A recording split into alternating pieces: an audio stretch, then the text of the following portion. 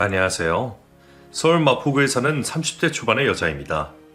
저는 이른 나이에 미망인이 되었는데요. 안타깝게 보실 수도 있는데 제 사연을 들어보시면 대반전인 스토리입니다. 그럼 바로 사연을 써보도록 하겠습니다. 저는 아주 어릴 적 아빠가 돌아가셔서 엄마와 단 둘이 살았어요.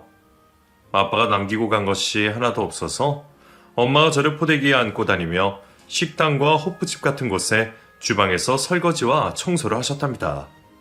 그렇게 강산이 한번 바뀌자 열심히 모으셨던 돈으로 엄마가 일하시던 작은 호프집을 인수하게 되셨어요. 낮에는 저를 보살펴 주시고 밤에는 장사를 하시느라 매일 고생만 하시며 사셨던 거죠. 저는 틈틈이 엄마 일을 도와드리긴 했는데 늦은 시간까지 가게에 있을 수 없었어요. 그렇게 세월이 흘러 제 나이 20살이 되었는데 저는 대학을 포기하고 엄마와 같이 호프집을 운영하기로 했답니다. 물론 엄마는 강하게 반대를 하셨는데 제가 장사를 2배, 3배 잘 되도록 홍보도 하고 메뉴 개발도 열심히 하겠다고 의지를 보이며 설득하게 되었죠. 그래서 엄마와 같이 일을 시작하게 되었는데 너무 재밌더라고요. 손님들이 제가 만든 안주를 맛있게 드시는 걸 보면 뿌듯하기도 했고 제가 블로그에 올린 사진을 보고 찾아오신 손님들을 보면 감사하기도 했죠. 저희 가게는 나날이 번창했고 손님이 너무 많아지는 바람에 알바생까지 뽑아야 했답니다. 엄마와 저는 이전보다 훨씬 많은 돈을 버는 재미에 빠져서 몸이 힘들어도 꿋꿋이 버틸 수 있었어요. 중간에 좋은 직장에 갈 수 있는 기회가 여러 번 있었는데 모두 포기하고 엄마 옆에 남아서 호프집을 계속 운영했답니다. 제가 27이 되던 해에는 가게 옆집이 비어서 호프집 공간을 2배로 확장하게 되었어요. 간판도 새로 바꾸고 인테리어도 세련되게 새 단장해서 장사를 시작했는데 역시나 손님들은 매일같이 테이블을 모두 채워주셨습니다. 엄마와 저는 더 욕심내지 않기로 하고 지금 이만큼만 손님들이 찾아주시면 감사하게 생각하고 일할 마음이었답니다. 그런데 엄마에겐 한 가지 걱정거리가 있었어요. 제가 어디 가서 누구와 어울리지 못하고 호프집에만 갇혀있는 것 같다며 많이 미안해 하셨답니다. 그러던 어느 평일 늦은 밤 손님 하나가 저에게 장미꽃 한 송이를 건네주었어요. 그동안 취한 손님들이 저에게 전화번호를 묻거나 데이트를 신청한 일은 수없이 많았는데 꽃을 선물하는 손님은 처음이었죠. 저 사장님, 그동안 많이 고민해왔는데 사장님을 놓치고 싶지 않습니다. 저 오랫동안 이 호프집에 다니면서 사장님을 마음에 두고 있었어요. 아, 고맙습니다. 그런데 저는 손님하고 사적으로 만나지 않아서요. 꽃은 감사하게 받겠습니다. 그러지 말고 저에게 한 번만 기회를 주시면 안 되겠습니까? 딱 한 번만 만나주세요. 이렇게 부탁드릴게요. 옆에 있던 엄마는 밝게 웃으시며 우리 딸이 마음에 들었나 보네. 이주야, 이렇게 용기를 내는 남자는 한번 만나봐도 괜찮아. 라고 말씀해 주셨습니다. 그러자 제 마음이 흔들리다가 이내 활짝 열리면서 손님의 부탁을 들어주기로 했답니다. 알겠어요. 다음에 밥 한번 먹도록 해요. 정말요? 사장님, 아니 예주씨라고 했죠? 고맙습니다 예주씨. 그럼 시간 괜찮으실 때 밖에서 데이트하도록 해요? 네, 알겠어요. 그런데 너무 기대하지 마세요. 어떻게 기대를 안 합니까? 오랫동안 짝사랑해온 여자와 데이트를 하는데. 여하튼 감사합니다 예주씨. 아, 제 이름은 박산호입니다. 그렇게 저는 산호씨와 데이트 약속을 했고 며칠 뒤 주말 오후에 만나서 식사를 하게 되었어요. 시종일관 친절하고 배려있게 대해줘서 편하게 시간을 보낼 수 있었답니다. 첫 데이트를 하고 호프집으로 돌아가 일을 하는데 이상하게도 자꾸 산호씨의 얼굴이 떠올랐습니다. 머리로는 밀어내려고 했는데 마음속에는 이미 산호씨가 자리를 차지하고 만 거죠. 그래서 산호씨가 만나자고 할 때마다 거절하지 않고 마음 가는 대로 그를 만났습니다. 그렇게 10번의 데이트를 마치자 산호씨가 정식으로 사귀자고 고백했고 저는 이를 받아들이기로 했어요. 그리고 뒤늦게 산호 씨의 직업을 알게 되었는데 사업을 크게 하는 오너였답니다. 저는 산호 씨가 30대 초반이라 평범한 직장인인 줄 알았는데 말이죠. 어쨌든 조건을 보고 연애를 시작한 게 아니니 크게 상관하지 않고 예쁜 사랑을 이어나갔습니다. 산호 씨는 2년 동안 거의 매일 호프집에 와서 일을 도와주고 저 엄마를 집으로 편안하게 데려다 주었어요. 자기 일을 하기 바쁜데도 저에게 시간과 정성을 참 많이 쏟았죠. 그런 산호 씨는 저와 미래를 함께하고 싶다며 프로포즈까지 했답니다. 이 사실을 엄마에게 알렸더니 고민할 게 뭐가 있느냐며 결혼을 부추겼어요. 예주야, 그동안 네가 엄마 옆에서 고생만 한 게 마음에 걸렸는데 이제 마음이 좀 놓인다. 산호하고 결혼해서 알콩달콩 살도록 해라. 이제 오프집은 엄마한테 맡기고 네 인생을 살라고. 산호 오빠랑 결혼하는 게 좋긴 하겠지? 그런데 엄마, 나는 결혼해도 우리 오프집을 절대 그만두지 않을 거야. 나한테는 엄마만큼이나 소중한 곳이라고. 그게 무슨 소리야? 결혼해서도 밤에 일을 하겠다고? 그건 안 될 말이다. 시댁에서도 좋아하지 않을 거고. 나도 모르겠다. 어쨌든 산호 오빠 프로포즈는 받아들이도록 할게. 엄마, 나 없이 혼자 산다고 너무 외로워하면 안 돼? 자주 찾아와서 엄마랑 놀 거니까. 그렇게 엄마는 산호 씨를 제 남편으로 대창성하셨고 저도 결혼을 결심하게 되었습니다. 며칠 뒤 산호 씨를 따라 예비 시댁에 가게 되었는데 산호 씨 역시 저처럼 홀어머니를 모시고 살고 있더라고요. 그래서 저는 예비 시어머니와 잘 통할 것 같은 기분이 들었어요. 어머님, 처음 뵙겠습니다. 이예주라고 합니다. 어서와. 우리 아들이 여자를 만나고 있다는 걸 며칠 전에 알았어. 이렇게 예쁜 여자친구를 왜 자랑 한 번 안 했는지 모르겠네? 네? 제 이야기를 한 번도 안 했다고요?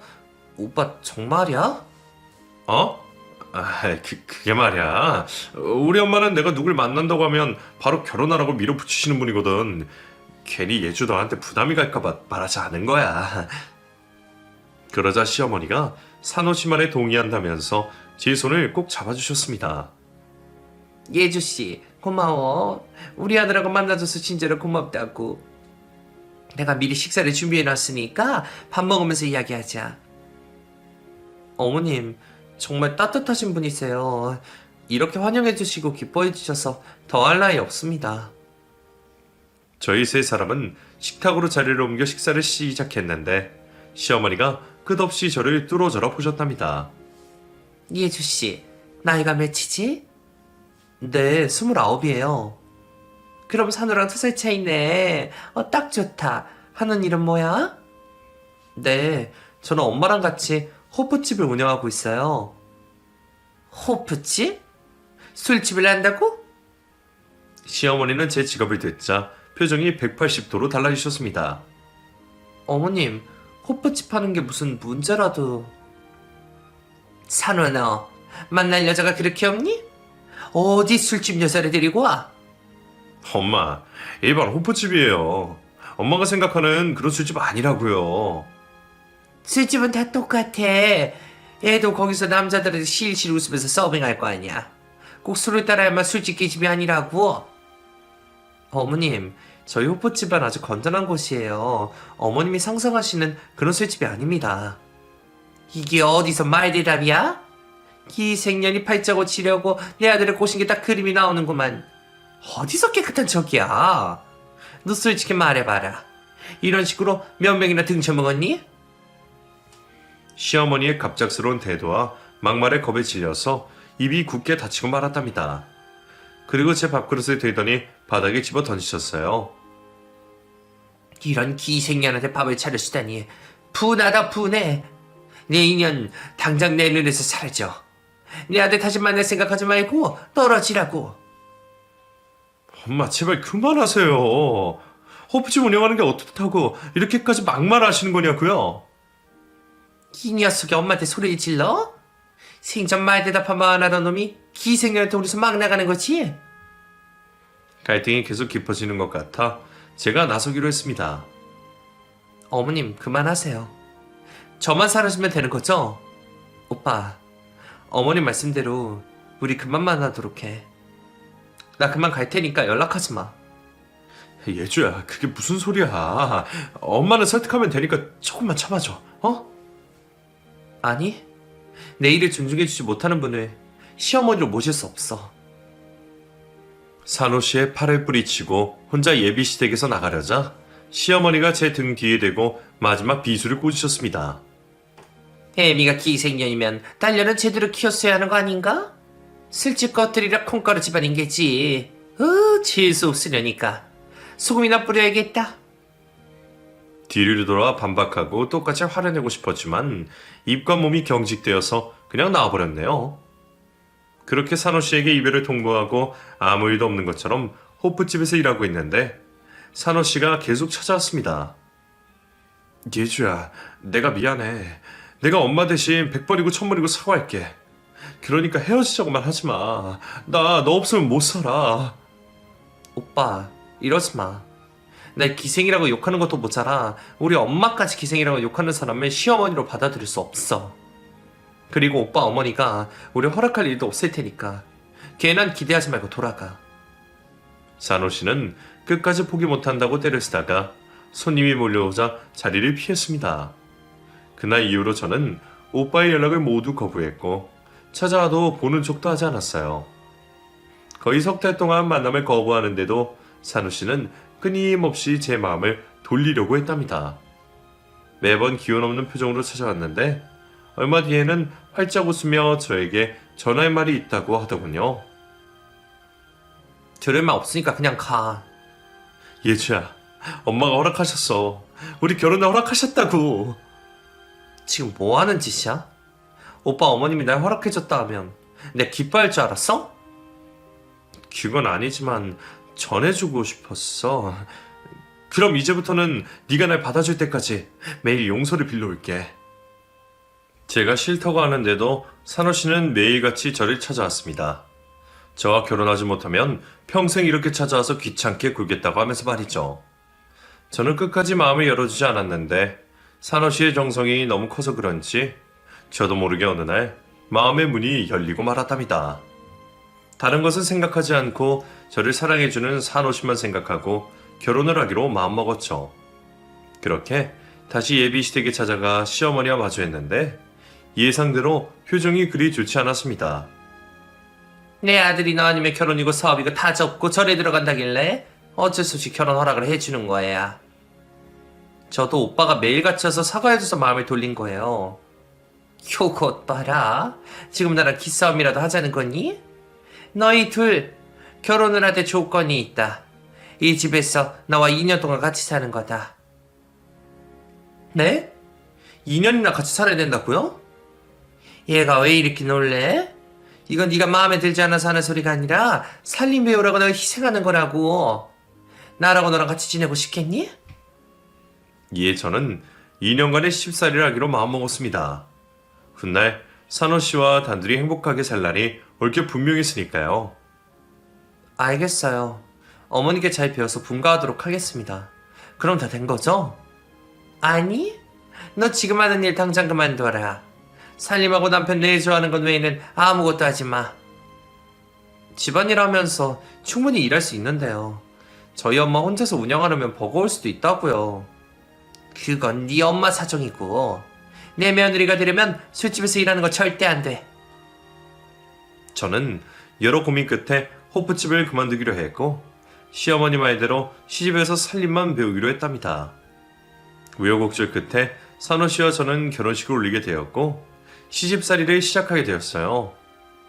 2년 동안 눈과 귀가 먹은 봉사와 귀머거리로 지내기로 했죠. 시어머니는 제 예상대로 아침 일찍부터 늦은 저녁까지 저를 괴롭히듯 살림을 가르치셨어요. 늘 그렇듯 막말과 무시, 고함을 자주 지르셨죠. 하지만 저는 불끈하지 않고 일부러 웃으면서 지냈답니다. 너 지금 시애미가 혼을 내는데 웃는 거냐? 물거나 인상 쓰는 것보다는 낫지 않은가요? 전 어머님께 최대한 예의를 차리려고 이러는 거예요. 하, 요거 봐라. 슬슬 술집에서 일할 티를 내기 시작하네. 야, 당장 장롱 안에 있는 이불들 모조리 꺼내서 손빨래 하도록 해. 네, 어머님. 깨끗하게 빨아볼게요. 저는 끝까지 봉사와 귀머거리로 시어머니를 대했습니다. 그래도 사업하는 남편이 집에 오면 그 시간들이 보상되었어요. 그이는 매일 제 발을 주물러주며 위로를 해주었답니다. 만약 남편마저 저를 힘들게 했더라면 뒤도 돌아보지 않고 시댁에서 뛰쳐나왔을 거예요. 그이는 사업을 열심히 해서 지방에도 확장을 시키는 데 성공했습니다. 정말 좋은 일이라 잘 됐다고 축하를 해주는데 예상치 못한 일이 발생했어요. 여보, 나 이제부터는 주말에만 집에 올 수 있어. 아무래도 오너가 확장한 회사에 상주에 있는 게 좋을 것 같아. 뭐? 그럼 평일 내내 부산에서 지내겠다고? 그럼 나 어떻게 시어머니랑 단둘이 지내야 하는 거야? 미안해 여보. 당분간만 힘 좀 내주라. 나라고 당신을 두고 부산에 내려가고 싶겠어? 일이 그렇게 됐다는데 어떻게 하겠어. 내가 배려해야지. 대신 주말에는 꼭 올라와야 해. 당연하지. 이해해줘서 고마워. 남편은 며칠 뒤 캐리어에 짐을 싸서 부산에 있는 사무실로 내려갔답니다. 그리고 저는 시어머니와 평일 내내 붙어서 지내야 했어요. 그러자 시어머니는 물 만난 물고기 마냥 저를 마음 놓고 힘들게 일을 시키더군요. 매일 허리와 무릎이 아파서 파스가 마를 날이 없을 정도였답니다.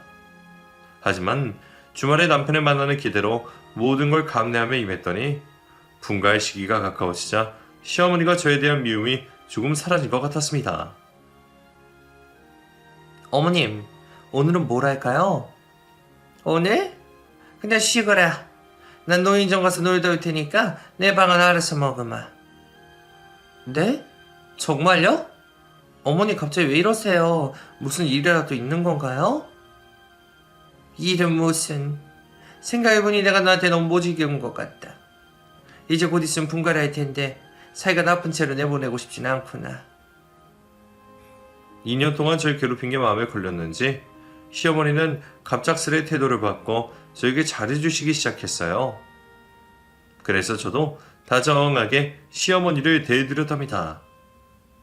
한편 남편은 주말마다 올라와서 저희 즐거운 시간을 보내려고 내려갔어요. 고부 사이가 좋아지자 호들갑을 떨며 좋아하기도 했고 저를 보며 고생 많았다고 눈물도 자주 흘렸습니다. 그렇게 시어머니의 변화 하나로 모두가 살만한 데다 분가까지 한 달도 남지 않아서 기대가 아주 컸답니다. 남편이 새로 지어진 아파트를 계약해서 들뜰대로 들떠 있었죠. 세기, 너 너무 좋아하는 거 아니냐? 나랑 사는 게 그렇게 고달팠니? 아, 제가 좋아하는 티를 너무 냈나요? 그래, 엄청 티난다. 비록 내가 좋은 CM은 아니었다만 이렇게 기뻐하는 걸 보니 섭섭하구나. 에이, 섭섭하실 게 뭐가 있어요. 분가의 집이 여기서 가까우니까 매주 놀러 올게요. 꼭 그래라. 내가 너한테 모지게 굴었던 거 다 갚아줄 테니까. 어머님 감사해요. 그런데 저한테 너무 미안해하지 않으셔도 돼요. 이미 다 잊어버렸으니까요. 아이고, 이렇게 착한 며느리한테 술집년이다 기생년이다 막말을 했으니 어쩜 좋으냐. 나 같은 시애미는 나중에 벌 받을 거다. 시어머니는 저희가 분가할 때가 되자 똑같은 사과를 매일같이 하셨답니다. 입주일이 다가오자 저와 남편은 가구와 가전제품을 골라두었고 시댁에 있는 짐을 모두 포장해 놓았습니다. 이제 다 됐다. 여보, 이번 주만 부산에 다녀오면 다음 달은 안 가도 될 것 같아. 정말이야? 그럼 우리 신혼이 제대로 시작되는 거네? 아, 제대로 시작하자. 그동안 당신이 힘들었던 거 다 갚아줄 테니까 당신은 받기만 하면서 살아. 야, 남편이 호강시켜준다니까 기분이 날아갈 것 같다. 빨리 분가하면 좋겠다고. 그래서 남편은 마지막으로 부산에 내려가게 되었고 마지막 5일을 떨어져서 지냈답니다. 일을 모두 마친 남편은 저에게 출발한다는 연락을 주었고 저와 시어머니는 마지막 파티를 위해 시장에서 육해공 고기와 많은 음식들을 준비하고 기다렸습니다. 그런데 도착할 시간이 되어도 그이가 오지 않아 전화를 걸었더니 웬 모르는 남자가 받더군요. 여보세요? 박산호 씨 핸드폰 아닌가요? 아, 맞습니다. 혹시 박산호 씨 아내분이신가요? 네, 누구신데 제 남편 전화를 받으신 거죠? 저는 경찰관입니다. 고속도로에서 사중 추돌 사고가 크게 났는데 사고자 중에 한 분이 박산호 씨입니다. 그리고 이런 말씀드리기가 어려운데 너무 놀라지 마세요. 부군께서는 돌아가셨습니다. 네? 제 남편이 죽었다고요? 네, 이런 소식을 전해서 유감스럽게 생각합니다. 경찰서로 오시면 사고 설명해드리고 같이 병원으로 동행해드리겠습니다. 저는 핸드폰을 든 채 그대로 뒤로 넘어지며 기절하고 말았습니다. 시어머니도 전화 내용을 들어서 넋이 나간 채로 바닥에 주저앉더군요. 이윽고 정신을 차려 경찰서에 들러 사고 경위를 듣게 되었는데 사고 낸 운전자가 술에 만취한 상태로 운전을 하다가 이 같은 화를 불러일으켰다고 하네요. 가해자는 바로 구속이 되어서 얼굴을 보지도 못하고 병원 영안실에 가서 남편의 마지막 모습을 보고 장례를 준비하게 되었습니다. 모든 게 갖춰지고 시어머니와 제가 절을 올렸는데 저희 두 사람은 목청이 터져라 오열하고 말았어요. 한참을 울고 남편이 세상을 떠났다는 걸 마음으로 받아들이자 시어머니의 태도가 급하게 변했습니다. 다짜고짜 제 머리채를 휘어잡고 따귀를 사정없이 날리셨어요. 내 아들 잡아먹은 천의 기생년아. 내 아들은 너랑 결혼만 하지 않았으면 이렇게 되지 않았어. 이 모든 게 다 네 탓이야. 기생년아, 내 아들 살려내라고. 어머님 이러지 마세요. 그이는 사고로 떠난 거라고요. 전 아무런 잘못이 없어요. 이년이 남의 아들 잡아먹고 오리발을 내미네. 안 되겠다 이년아. 너 같은 년은 맞아 죽어야 돼. 그리곤 어디선가 빗자루를 들고 와서 매질을 시작하셨답니다. 저는 몸을 이리저리 피하며 제발 그만하라고 소리쳤습니다. 어머님, 저한테 미안하다고 사과하셨었잖아요. 남편과 제가 결혼하게 잔될 일이라고 인정해 주셨잖아요. 제발 그만하세요. 기생이야나. 그거에 네 년이 분가하면 내 집에 발길이 끓을까봐 그런 거야. 내가 미쳤다고 기생년한테 진심으로 사과를 하겠냐? 내 아들이 너한테 질려하면 바로 이혼시킬 계획이었다고.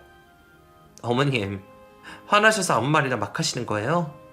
아니면 진짜 저를 끝까지 중화하고 미워할 생각이셨어요? 야 이년아, 나 정신 멀쩡하거든? 그리고 네 낮바닥만 보면 항상 화가 났다고. 네 아들 잡아먹을 기생년아, 너도 저 세상 가게 해주마. 시어머니는 조문객들이 들어오는데도 행동을 멈추지 않았습니다. 다행히 건장한 남자들이 시어머니를 말려줘서 피할 수 있었어요. 너 이년 가만두지 않을 거야.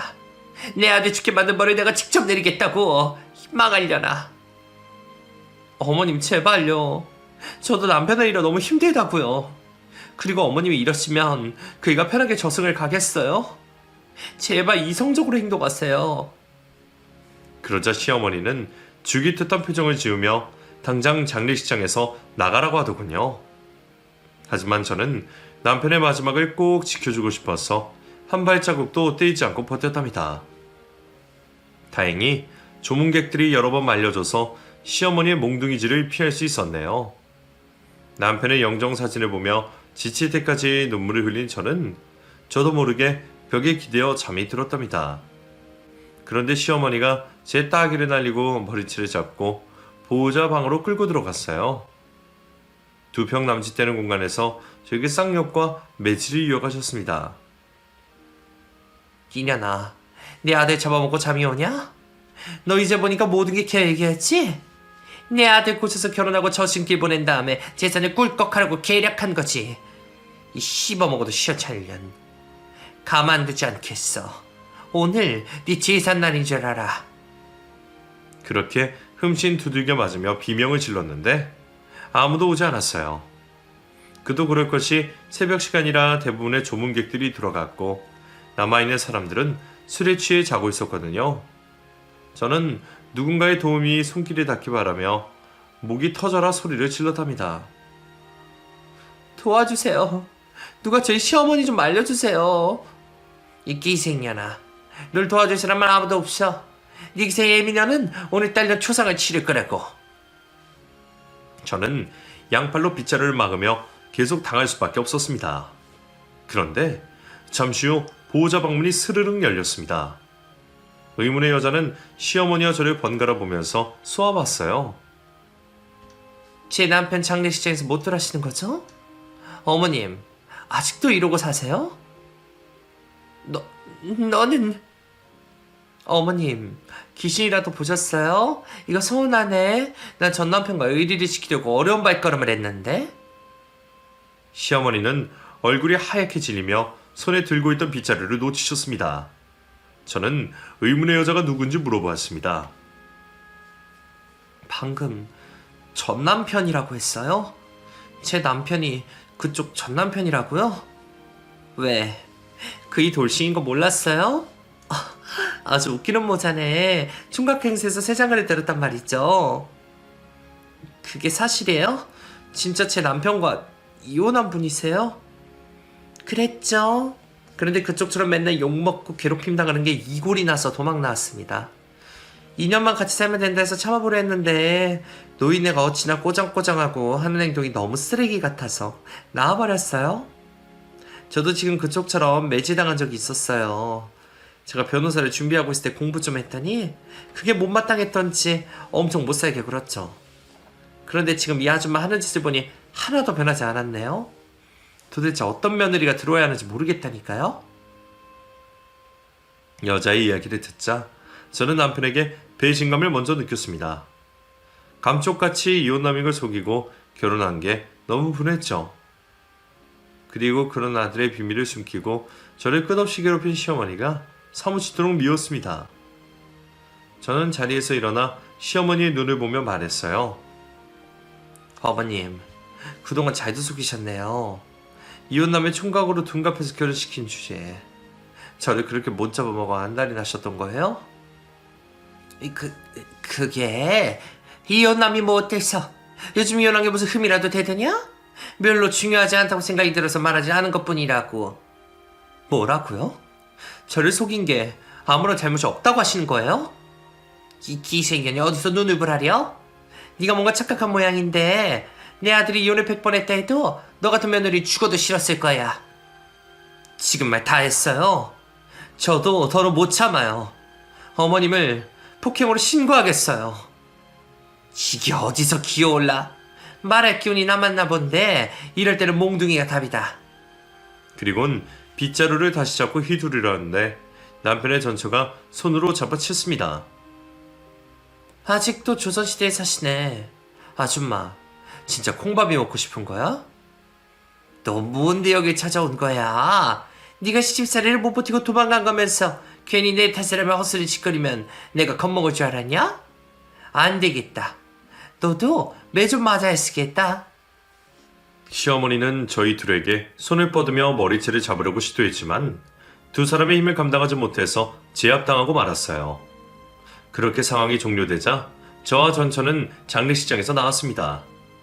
남편이 이혼남이라는 사실을 알았더니 배신감이 커서 끝까지 자리를 지키고 싶지 않더라고요.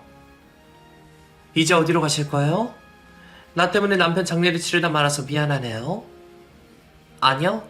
덕분에 죽은 남편을 완전히 잊게 되었고 시어머니와도 완전히 인연을 끊을 수 있게 되었습니다.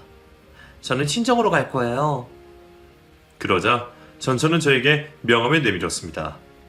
남편과 결혼했을 당시 변호사 공부를 했다더니 명함을 보니 대형 로펌의 변호사더라고요. 자, 받아요. 아마 당신 남편 재산 때문에 시어머니랑 싸워야 할 거예요. 네? 남편이 사망하면 아내가 재산을 모두 갖는 거 아닌가요? 그게 두 사람 사이에 아이가 없다면서요. 이럴 경우 시댁 식구들과 유산을 나눠야 합니다. 아마 시어머니가 가만히 있지 않을 겁니다. 한 푼도 안 주려고 난리칠 거예요. 그렇군요. 고맙습니다, 변호사님. 곧 연락드릴게요. 잘 가요. 그리고 그동안 저 노인네랑 사느라 고생 많았습니다. 이제 좀 쉬세요. 그렇게 전처와 저는 헤어지게 되었는데 그녀의 말대로 시어머니가 저에게 경고의 전화를 주었습니다. 나다. 기생년아. 너 지금 내 아들 재산 받을 생각이 들떠있지? 그런데 어떡하냐? 내가 그 꼴은 죽어도 볼 수 없다. 네가 우리 집에 시집와서 제대로 한 게 하나도 없으니 유산 상속 포기해라. 싫은데요. 제가 왜 제 몫을 포기해야 하죠? 야! 나는 평생 아들이 뒷바라지했고 넌 겨우 2년이야. 이런 상황이라면 네가 불리하다고. 괜히 비싼 변호사 써가면서 덤벼봤자 내가 이기는 게임이란 말이야. 그러니까 잔말 말고 만나서 상속 포기각서 한 장 쓰자. 어머님, 싫다고 말을 못 알아듣세요? 제가 미쳤다고 그의 재산을 포기해요. 이혼남이랑 결혼한 것도 억울하고 당신한테 당한 게 얼마인데 그냥 물러나라는 거예요? 전 어머님이랑 얼마든지 싸울 준비되었으니 법정에서 해결합시다. 뭐야? 가짜는 게 지금 나랑 해보자는 거냐? 오냐 좋다. 나는 변호사 팀을 꾸릴 테니 너도 능력되면 해봐라. 시어머니는 자기가 100% 이길 거라고 확신하며 전화를 끊었습니다. 저는 곧장 남편의 전처인 변호사님께 연락을 드려서 때가 왔다고 전했어요. 변호사님은 저에게 유리한 증거를 찾으려고 장례식장을 찾아갔는데 보호자실에 CCTV가 있어서 제가 두들겨 맞는 장면에 고스란히 입수하게 되었습니다. 3주 뒤 법원에서 시어머니를 다시 만나게 되었는데 기세 등등한 표정으로 저를 비웃었습니다. 야, 이 천한년아. 너 같은 게 날 이길 수 있을 거라 생각하는 거냐? 하여튼 못 배우고 무식한 것들은 무서움이라는 걸 몰라? 어머님이 이길 거라고 생각하시는 거예요? 그런데 어쩌죠? 저도 미래만한 변호사를 선임했거든요. 아주 유능한 변호사라고요. 제 말이 끝나자 복도에서 남편의 전처가 걸어왔습니다. 뭐야? 니들 둘이 편먹은 거냐? 내 밑에서 등신같이 살다가 토낀 것들이 한편이 되었다고? 살다 보니 재밌는 구경을 다 하네. 야, 넌 그래봤자 로스쿨 출신 풋내기야. 내가 선임한 변호사는 판사 출신이라고. 너보다 100배는 더 똑똑하단 말이다. 길고 짧은 건 대봐야 하는 거죠. 또 알아요? 나중에 산호씨 재산 한 푼도 못 받아서 예주씨한테 무릎 꿇고 돈 달라고 구걸하는 날이 올지? 뭐? 말도 안 되는 소리 작작해라. 그런 일은 없겠지만 만약 재판에서 진다 해도 내가 쟤한테 무릎은 꿇을 일은 없을 거다. 차라리 접시물에 코 박고 죽는 게 훨씬 나을 거라고. 시어머니는 끝까지 자기가 이길 거라 자신하며 법정 안으로 들어갔습니다. 저와 변호사님도 뒤를 따라 들어가 자리에 앉았답니다.